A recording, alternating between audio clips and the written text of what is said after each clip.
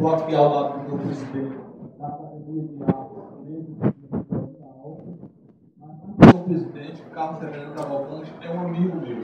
Tá? E a gente está aqui justamente para comentar a cena literária pernambucana. Certo? Como acontece a literatura em Pernambuco? E como instigação, eu vou passar a seguinte pergunta para Carlos. Você, como presidente da ALBA, né, que é uma das academias mais importantes aqui na cidade de Olinda, por seguinte de Pernambuco, como é que você vê atualmente, nos dias de hoje, como está acontecendo a literatura aqui nessa cidade? Boa tarde, Cássio. Boa tarde, auditório. Boa tarde a todos. Eu só poderia responder isto melhormente se pudesse explicar a grandiosidade dessa Festa Internacional de Friburgo.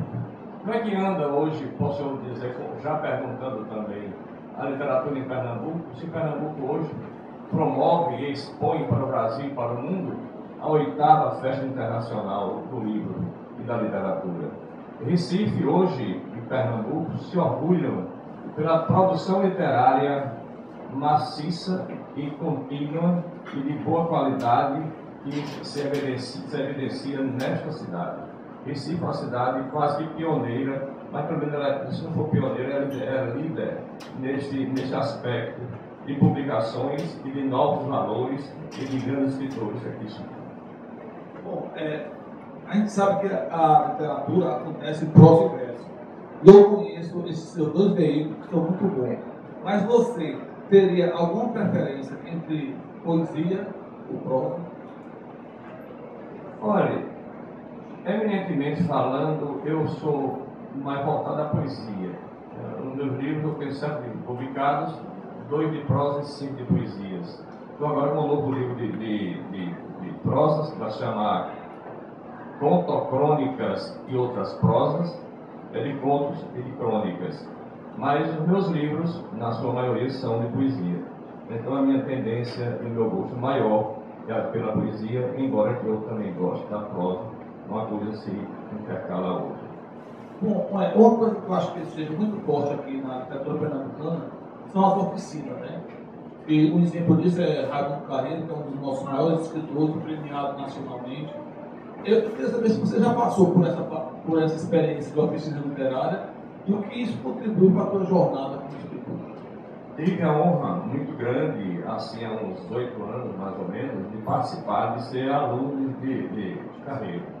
Eu estudei com ele mais ou menos 6 meses, no aspecto ponto, e não esqueço jamais os ensinamentos que ele me trouxe, e respeito Carreiro como um dos grandes valores da literatura de Pernambuco, do Brasil e talvez do mundo.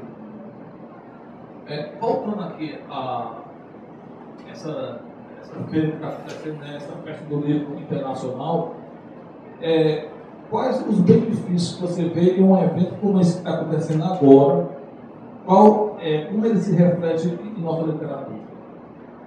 Olha, eu posso até falar um pouco de conhecimento desse aspecto, porque eu frequentei 2 vezes a Feira de Paraty. Já tive um livro meu publicado lá com o nome do meu livro chamado Sertanidade, Encantado com Paraty, e em 2007, quando foi lançado o meu livro lá em Paraty, eu cheguei a pensar e a dizer a alguns amigos da minha família: daqui a 50 anos Pernambuco não faz nada parecido. Me enganei redondamente.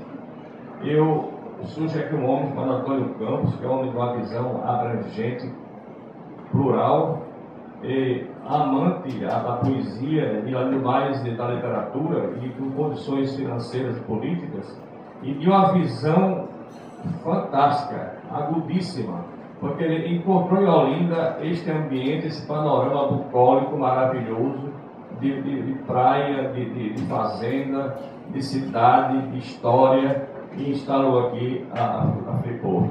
Eu acho que hoje pode ter outras maiores, mas eu duvido muito, porque a Feira de Paraty é maravilhosa, não deixa essa dúvida.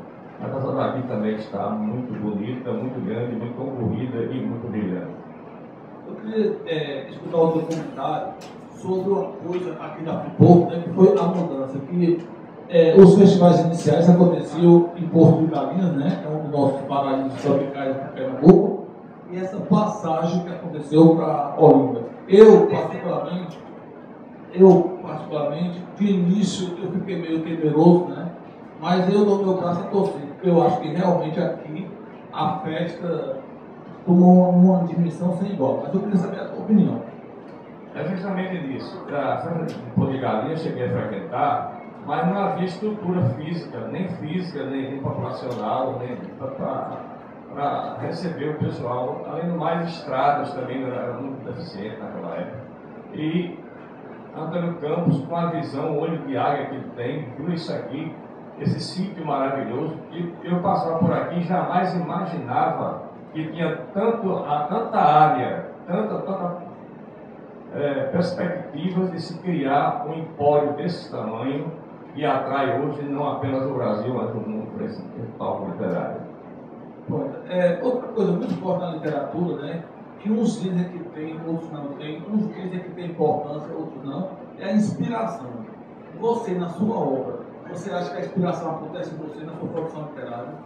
Isso é um tema muito interessante. Eu já tive a oportunidade de falar com grandes escritores, até conheço muitos, inclusive, grandes escritores aqui que dizem que a inspiração não existe. E eu discordo peremptoriamente. Eu, se não fosse a inspiração, eu considero a inspiração o momento do insight, o ponto de partida. Se o homem não tiver a vocação e não chegar àquele insight, àquele estalo, ele jamais escreverá nada. E isso tem que ter um nome, esse nome é inspiração. Eu sou cristão e fervoroso. Eu acho o seguinte, que existe uma correlação divina com o escritor.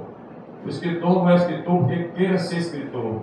Ele é escritor porque ele é pautado por uma lei superior, por uma lei superior, por um dom que ele não sabe nem mensurar. O escritor é realmente dotado desse... O artista, no modo geral. É o homem que chega a Deus. Boa intervenção, Ariadne. É o homem que chega a Deus. Eu acho que a arte, em geral, a poesia, a pintura, a arte em geral, ela faz uma ligação, um intercâmbio entre Deus e o homem. E isso é a presença de Deus na Terra. Eu concordo. Eu acredito que a inspiração comigo funciona. Mas antes da inspiração também tem uma coisa muito importante, que é a motivação. Em você, o que lhe motiva a ser um escritor? O que te leva a escrever? Bom, eu como sou um matuto da Paraíba, radicado em Pernambuco, mas digo para todo mundo me ouvir aqui no mundo, quando eu estou falando pela televisão, eu nasci numa fazenda no município de Campina Grande, e até os 12 anos de idade eu era analfabeto, aos 15 não conhecia a cidade ainda. Isso me orgulha muito.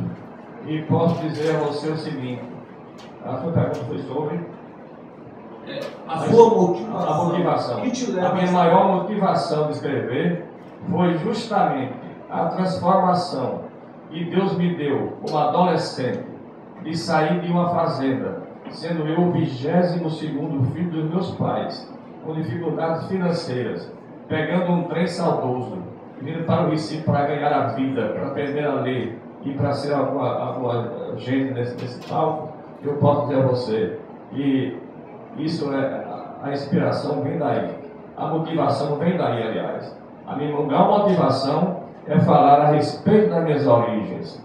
Eu tenho um livro chamado Sertanidade, que foi tema de mestrado aqui na UFPE, foi agora traduzido em Braille na cidade do Porto, em Portugal, e outro livro chamado A Gênese do Tempo, também traduzido em Braille em Portugal. Então, esses dois livros falam exclusivamente sobre o sertão, a linguagem do sertão e os hábitos do sertão, e mostram também a interseção do sertão com as grandes cidades.